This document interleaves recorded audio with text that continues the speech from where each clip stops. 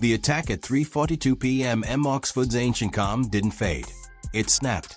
High Street, normally ruled by soft footsteps, bicycle bells, and the quiet confidence of academic life, erupted in a flash of red light. A single flare shot upward, exploding beside the spires and sandstone walls, as if tearing a hole straight through centuries of tradition. The glow washed over the stone like blood. And suddenly, the world's most peaceful university city felt like it had been thrown into a different century entirely. Within seconds, the hum of Oxford transformed into a roar. More than 2,800 students surged forward, banners shaking, voices colliding in anger and fear. Phones rose like a forest of antennas, capturing the instant the march stopped being a march. One sound cut through everything. Not the flare, not the shouting, but a name shouted from the front line. Starmer caused this. That was the moment the crowd shifted. That was the moment the line broke. And that was the moment Oxford, the sanctuary of scholars, libraries, and quiet minds, officially entered its darkest hour in decades. Because when an academic city explodes, the entire country starts to wonder what might be coming next. For most of the day, Oxford had behaved exactly as the world expected it to. Calm, meticulous, wrapped in the quiet discipline of academic life. The bells of Christ Church echoed across the cobblestones. Bicycles slid past ancient walls, and the usual stream of students drifted between lectures, cafes, and libraries. It was the kind of afternoon when nothing dramatic should have happened. But beneath that still surface, something had been building. For weeks, whispers had echoed across common rooms and college quads. Anger at the government's new education directive, frustration over increasing surveillance on university campuses, and fear that Prime Minister Starmer was tightening his grip on academic independence. Posters appeared overnight. Debates turned sharp. Student groups grew louder. Even some faculty members murmured that the country was losing its academic soul. By early afternoon, the discontent had formed into something more organized. Small clusters of students gathered outside Hartford College. Then more joined from Magdalene, Queens, Merton, Bale. High Street became the natural riverbed where all currents met. What began as a simple protest call online suddenly swelled into 2,800 students shoulder to shoulder filling the road from curb to curb. At first, it was peaceful chants about academic freedom, placards criticizing government overreach, drums beating slowly, almost rhythmically. Police stood at a distance, watching but not interfering, trusting Oxford's reputation for order. Then at 3:20 p.m, a single anonymous post hit the student message boards. Star signed the surveillance directive last night. No confirmation, no source, but it spread like wildfire. The atmosphere changed, faces hardened, meters tightened, voices rose. What had been a protest suddenly carried the tension of something far heavier, a belief that the government had crossed an invisible line. By the time the march reached the midpoint of High Street, the air felt different, brittle, held together only by the hope that the crowd would stay calm. Officers shifted, tensions rise as whispers of Starmer's directive spread through the colleges. Uneasily, students in the front row whispered urgently. A group in the back carried flares no one had noticed before. Oxford's bubble, centuries old, fiercely protected, academically sacred, was beginning to stretch, and everyone could feel it was about to burst. The break didn't come gradually. It came like a crack of lightning. At exactly the 15th minute of the march, just as the front of the crowd reached the curve near University Church, a flash of red streak. A flare, sharp and violent, hissed into the air before exploding against the pale stone of All Souls College. The roar that followed wasn't just sound. It was a psychological snap. It was the moment Oxford crossed from protest to chaos. Students flinched, others screamed, and then came the chant, louder, angrier, more feral than anything before. Star failed us. A drum shattered against the pavement. Someone shoved forward. A banner pole snapped like a spear. The thin line that had separated calm from collapse dissolved instantly. The first push hit the police line on Corn Market. Officers stepped back, surprised by the sudden force of nearly 300 students who surged as one. The crowd pressed harder, a wave of bodies shouting over each other, fueled by fear, adrenaline, and fury. Shields rose, truncheons lifted, but the noise swallowed every command. A glass bottle smashed near the feet of an officer, then another. Someone lit a second flare. The air turned red.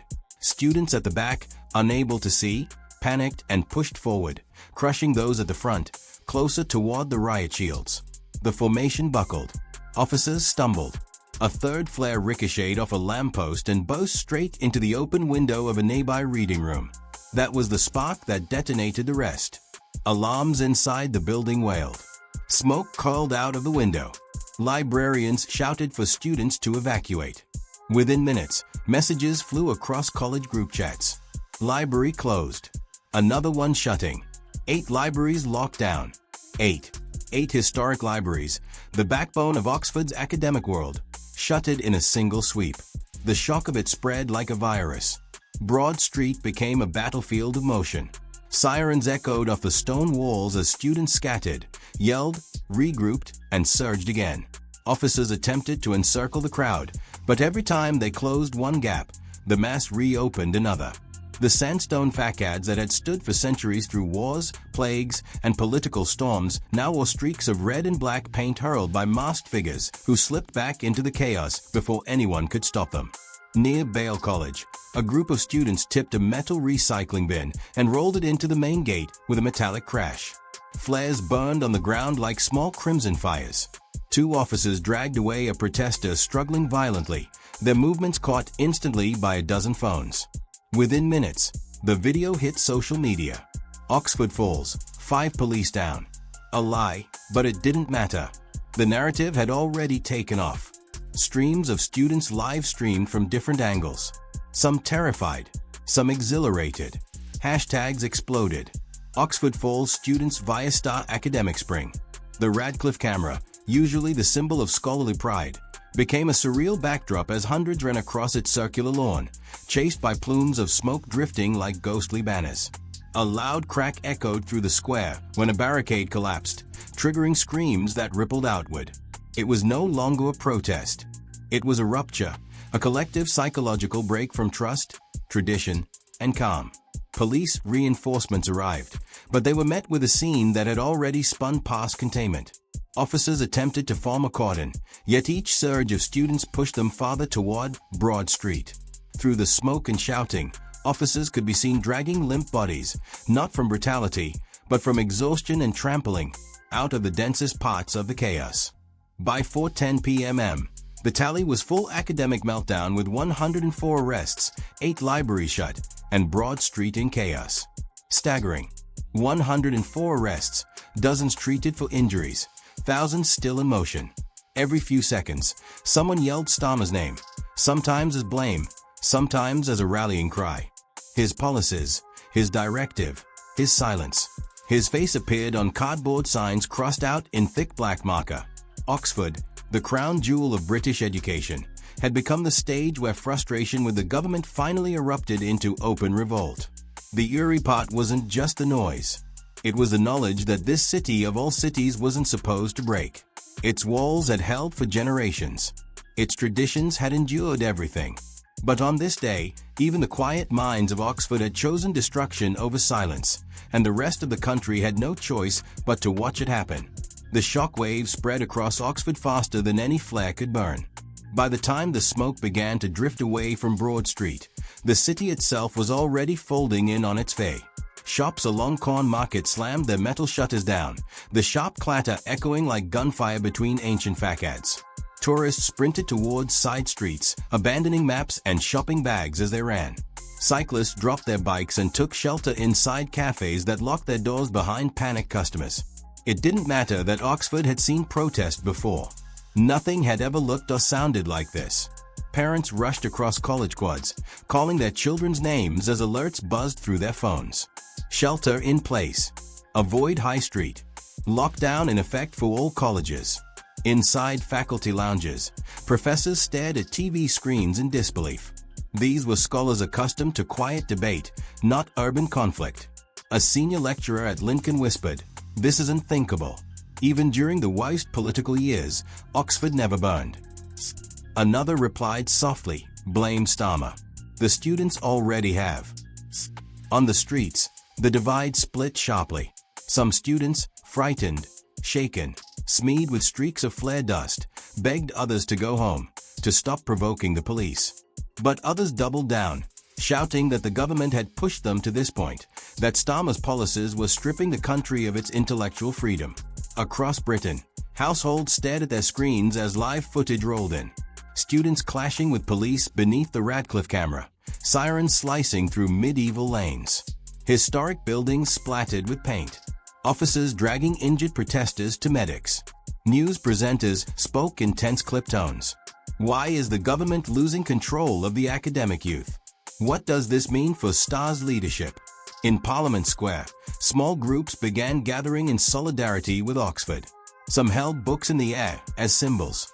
Others carried placards accusing the government of using universities as political laboratories. But not everyone sided with the students. Local residents expressed outrage at the damage to heritage sites. "You don't defend education by destroying it," one woman said as she pointed to spray paint streaks on a centuries-old church wall. Others blamed the police for allowing the march to grow so large before intervening. The tension wasn't contained to Oxford anymore. The entire nation was now pulled into the fallout. What had begun as an academic protest had shattered into a nationwide identity crisis. And the question hanging over every living room in Britain was simple. If Oxford could fall, what city was next? By early evening, the crisis had reached the only building in Britain more anxious than Oxford itself, Downing Street. Behind the black door of number 10, a rapid response meeting erupted into motion. Ministers were pulled from cars, calls, and dinner tables. Advisors filed in with tablets showing live drone shots of Broad Street, police telemetry, and projected crowd movement. Every screen showed the same truth. Oxford was no longer a protest zone. It was a fault line splitting open in real time. Karma sat at the head of the table, jaw locked, eyes fixed on the footage of flares burning against 700-year-old stone. For the first time since taking office, the Prime Minister looked cornered. His Education Secretary read out the figures with a trembling voice. 8 libraries shut, 104 arrests, multiple injuries, citywide lockdown. The narrative online is turning against us. A security advisor added another blow. If Cambridge, Bristol, or Manchester follow this model, we could be facing an academic chain reaction. Inside the room, tension sharpened. Some advisors urged Starmer to condemn the students outright. Others warned that Britain reacts as Oxford locks down and #Starmer lost Oxford dominates the nation. Doing so would ignite them further. One senior strategist said quietly, "If Oxford has lost faith in your leadership, Prime Minister, the rest of the country will follow." Starmer rubbed his forehead, knowing the cameras outside were already preparing for a statement. Polling data flashed on another screen. A fresh algorithmic sweep of 1 million social posts. 61% of the public sided with the students. Only 22% backed the government's stance. Worst of all, the phrase trending at number 1 was brutal. Starr lost Oxford. Downing Street didn't just fear the riot. They feared what Oxford represented. A warning that even Britain's brightest minds were turning their backs on the government. Amid the chaos, something unexpected began to surface. The quiet moments that reminded Britain that this wasn't just a political clash or a student uprising. It was people, frightened and exhausted, trying to hold each other together. Near the steps of University Church, a young student sat on the ground, her hands trembling as she coughed through the smoke. 2 classmates knelt beside her, shielding her from the crush of the crowd. One handed her a scarf to breathe through, while the other yelled for medics. In a city drowning in sirens, their small circle of care felt almost surreal. Across the street, a police officer broke formation when he spotted a male student collapsed beside a bollard. Ignoring the shouts behind him, the officer dropped to one knee, lifting the student's head and trying to drag him away from the flare smoke drifting under the archway. Someone filmed the moment. A rare clip of compassion that quickly spread online, captioned, "Even here, humanity survives." Outside the Bodleian gates, an elderly professor placed himself between a group of panicking undergraduates and an advancing police line. His hands were raised, voice calm but firm as he repeated, "They are students, not enemies." For a brief moment, both sides hesitated, long enough for the frightened group behind him to slip away safely. Through the smoke, the shouting, the collapsing barricades, these subtle gestures flickered like candlelight in a storm. They didn't stop the riot. They didn't reverse the damage, but they reminded Britain that beneath the politics and the rage, Oxford was still a city built on people, not conflict. By nightfall, the images from Oxford had swept across every screen in Britain. Flares staining the sky red, students running beneath medieval arches, police lines breaking against a tide of bodies, historic libraries sealed behind emergency shutters. It no longer looked like a university city. It looked like a warning. Editors replayed a single question across every network. If Oxford, the nation's intellectual heart, can erupt, what does that say about Britain under Starmer's leadership? The country wasn't just watching anymore. It was judging. Some feared this was the first spark of a wider academic spring. Others believed the students had spoken for an entire generation, and many fears of an academic spring grow as the country wonders what comes next. Simply stared, shaken at the sight of a city built on centuries of knowledge, now trembling under the weight of its own unrest. Oxford didn't collapse quietly. It sent a message, and that message is still echoing tonight. What should the government do next? Share your thoughts in the comments and don't forget to like, share, and subscribe for the next chapter in Britain's unfolding crisis.